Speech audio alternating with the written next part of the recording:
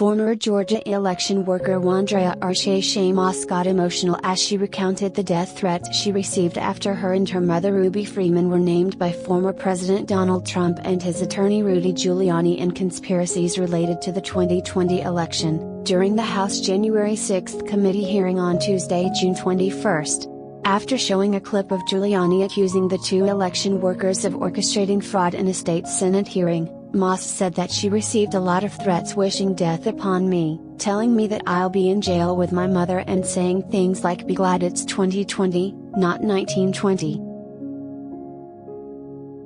After she recalled the death threats, the committee played a tape of Trump accusing both Moss and Freeman of being vote scammers, in a phone call to Georgia's Secretary of State Brad Raffensperger. They asked how horrible she felt hearing the former president name her.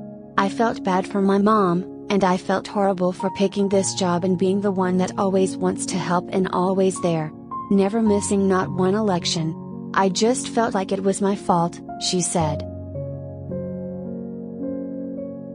After the threats were made, Moss said that her life has changed in a major way, and she said that she hasn't wanted to go out places or hand out business cards to voters.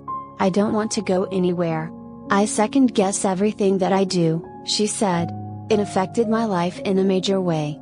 In every way. All 'cause of lies. Me, doing my job. The same thing I've been doing forever." After Representative Adam Schiff, DCA, finished questioning Moss, he played one more tape of Freeman, demonstrating how hurt she's been by the threats against her as an election worker. "There is nowhere I feel safe. Nowhere," she said.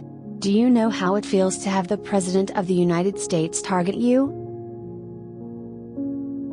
The hearing was the fourth session during the Select Committee's investigation into the January 6 attack on the Capitol. Tuesday's session focused on how Trump put pressure on local legislators, mostly in Georgia, to overturn the results of the 2020 election. Previous hearings had focused on Trump's efforts to flip the 2020 race in his favor. During the prior hearing, the committee focused on the pressure that Trump put on his Vice President Mike Pence to stop the election results from being counted on January 6.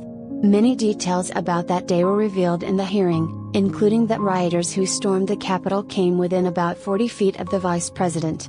The protesters at the January 6 rally notably chanted, calling for Pence to be hung.